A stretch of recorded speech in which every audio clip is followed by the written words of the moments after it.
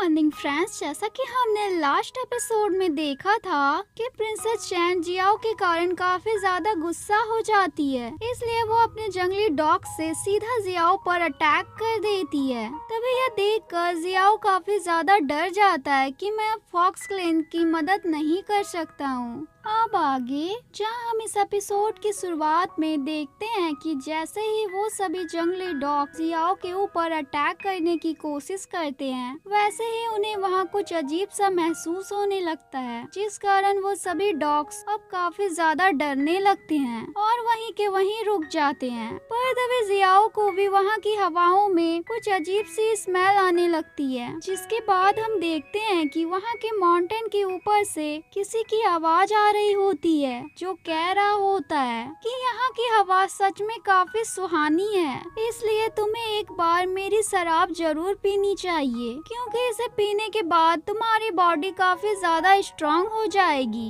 अब यह सब सुन वहाँ सभी लोग चौंक रहे होते हैं कि आखिर यह कौन है। पर तभी हम देखते हैं कि याओलिन इस आवाज को सुन उस पर्सन को पहचान लेती है कि यह कौन है। पर तभी इधर जियाओ अभी भी काफी परेशान हो रहा होता है कि ये आखिर कौन बोल रहा है। पर तभी इतने में ही माउंटेन के ऊपर वाला पर्सन इन डॉग्स को अपने कंट्रोल में कर लेता है और जियाओ को छोड़ सीधा प्रिंसेस चैन के सभी लोगों पर अटैक कर देता है। अब यह देखकर वो सभी लोग उनसे बचने के लिए खुद ही अपने जंगली डॉग्स को जान से मार देते हैं। पर तभी इस कारण से रेड गर्ल को काफी ज्यादा गुस्सा आ जाता है, जिस कारण वो वहाँ कहती है, आखिर कौन हो तुम, हमारे सामने आओ। पर तभी हम देखते हैं कि वो माउंटेन के ऊपर वाला पर्सन उस डॉग की मदद से ही उनसे कहता है, क्या तुम चाहती हो मैं तुम्हारे सामने आ जाऊं? पर शायद तुम्हें पता नहीं है,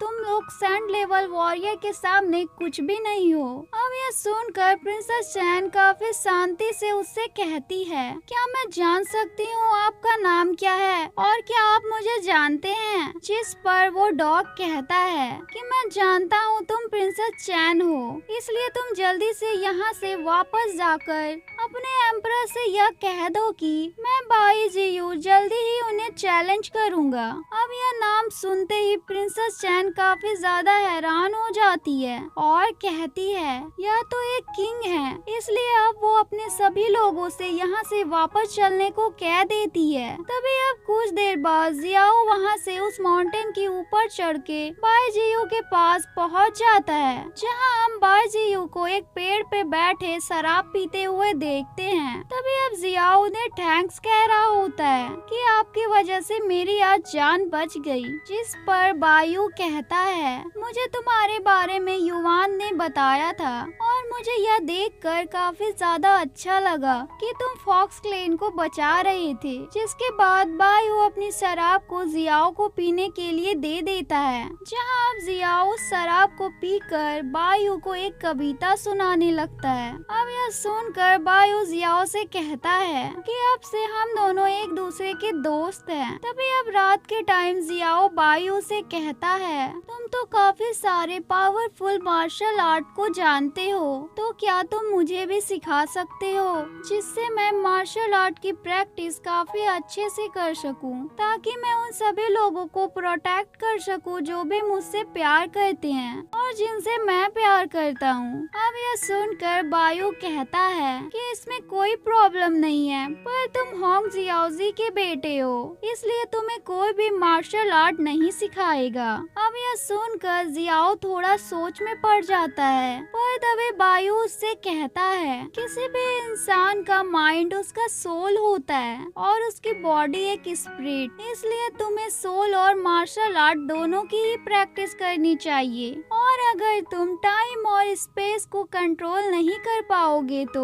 तुम किसी और दुनिया में नहीं जा पाओगे। अब यह सुनकर जियाओ कहता है, क्या दूसरी दुनिया? जिस पर बायू कहता है, शायद तुम्हें कल्टीवेशन के बारे में अभी कुछ ज्यादा पता नहीं है। अब यह सुनकर जियाओ कहता है, हाँ मुझे अभी ज्यादा पता नहीं है, क्योंकि मैंने अभी कल्टीवेशन स्टार्ट ही नहीं किया है। अब यह सुन बायू कहता है कि कोई बात नहीं, कल्टीवेशन स्टार्ट करने से पहले भी उसके बारे में ढेर सारी नॉलेज होना जरूरी है। और कुछ लोग कहते हैं कि दूसरी दुनिया बहुत बहुत ही ज्यादा सुंदर जगह है, तो कुछ लोग कहते हैं वो जगह बहुत ही ज्यादा डरावनी है। जिसके बाद बायू जियाओ को बताता है कि अगर हम प्राचीन काल की बात करें तो डचान टेम्पल में 3 स्क्रिप्चर्स थे, जिसमें से पहला स्क्रिप्चर्स का नाम पास्ट फॉर्मूला है, जिसके अंदर सोल को कल्टीवेट करने की काफी सारे सीक्रेट टेक्निक्स हैं। जिसके बाद दूसरे स्क्रिप्चर्स का नाम लाइफ फॉर्मूला है, जिसके अंदर मार्शल आर्ट के काफी सारे सीक्रेट टेक्निक्स हैं। जिसके बाद तीसरे स्क्रिप्चर्स का नाम फ्यूचर फॉर्मूला है, जिसके बारे में मैं बस इतना जानता हूँ कि उसकी मदद से तुम फ्यूचर देख सकते हो। लेकिन अगर तुम इन तीनों स्क्रिप्चर्स का एक साथ इस्तेमाल करते हो तो तुम काफी आसानी से दूसरी दुनिया में जा सकते हो। तभी अब दूसरे दिन बायू जियाओ को कुछ बेसिक मार्शल आर्ट टेक्निक्स सिखाना स्टार्ट कर देता है और उसके बारे में उसे बता भी रहा होता है कि ये डचान टेम्पल की कुछ फेमस टेक्निक्स हैं, जिसकी मदद से तुम एक साथ कई सारे वॉरियर को हरा सकते हो। तभी अब कुछ देर बाद इसी तरह से प्रैक्टिस करने के बाद हम वहाँ फॉक्स जाओ जाओ को अपना सारा सामान लेते हुए वहाँ से जाते हुए देखते हैं, जहाँ देख जियाओ उससे कहता है क्या तुम इस जगह को छोड़कर कहीं और जा रही हो। जिस पर जाओ जाओ कहती है कि हाँ, अब ये जगह हमारे लिए सेफ नहीं है, इसलिए हम सभी फॉक्स इस जगह को छोड़कर कोई और जगह पर जा रहे हैं। जिसके बाद वो अपने पास से एक बुक को निकाल जियाओ को देते हुए कहती है कि सिस्टर युवान ने मुझे ये बुक तुम्हें देने को कहा था। जिसके बाद वो जियाओ को पकड़कर रोने लगती है कि मैं अब तुम्हें छोड़कर यहाँ से जा रही हूँ। पर यह देखकर बायू उससे कहता है क्यों ना तुम जियाओ के साथ ही रहकर उसकी कल्टीवेशन प्रैक्टिस में मदद करो। अब यह सुनकर जाओ जाओ काफी ज्यादा खुश हो जाती है। तभी अब दूसरे दिन जियाओ जाओ जाओ के साथ अपने घर वापस आ जाता है, जहाँ वो युवान के दिए गए बुक को पढ़ रहा होता है। पर तभी वहाँ उसके फादर का एक आदमी आकर जियाओ से कहता है कि तुम्हारे फादर तुम्हें बुला रहे हैं। अब यह सुनकर जियाओ जल्दी से उस बुक को वहाँ आग में जला देता है, ताकि किसी को पता ना चल सके कि मैं मार्शल आर्ट की प्रैक्टिस कर रहा हूँ। जिसके बाद वो वहाँ से चला जाता है। पर तभी वहाँ जाओ जाओ की नजर वहाँ वही जलती हुई बुक पर पड़ जाती है। तभी हम देखते हैं कि वो बुक जलकर पास्ट फॉर्मूला में बदल जाती है, जो कि स्क्रिप्चर्स का पहला फॉर्मूला था। तभी इधर जियाओ अपने फादर के पास आ जाता है, जहाँ उसके फादर उसे देख कहते हैं कि तुम्हारे एग्जाम की तैयारी कैसी चल रही है और तुम एग्जाम देने के लिए तैयार तो हो ना। जिस पर जियाओ कहता है कि मैंने सारे क्वेश्चन के आंसर याद कर लिए हैं और मेरी एग्जाम की तैयारी भी अच्छी चल रही है। जिसके बाद उसके फादर काफी गुस्साते हुए अपनी इंडिविजुअल प्रेशर को रिलीज करते हुए उससे कहते हैं कि मैंने सुना है कल तुम माउंटेन हिल गए थे और प्रिंसेस चैन के सभी लोगों के साथ बहस कर रहे थे। क्या तुम्हें पता नहीं है वो सभी लोग एम्परर की फैमिली से हैं। तभी यह देख जियाओ अपने फादर से माफी मांगते हुए कहता है कि फादर, मैं बस माउंटेन पर अपनी मॉम से मिलने गया था। उसके बाद वहाँ से लौटने के टाइम गलती से एम्परर के फैमिली के लोगों के सामने आ गया था, पर मैं अब आगे से ध्यान रखूंगा।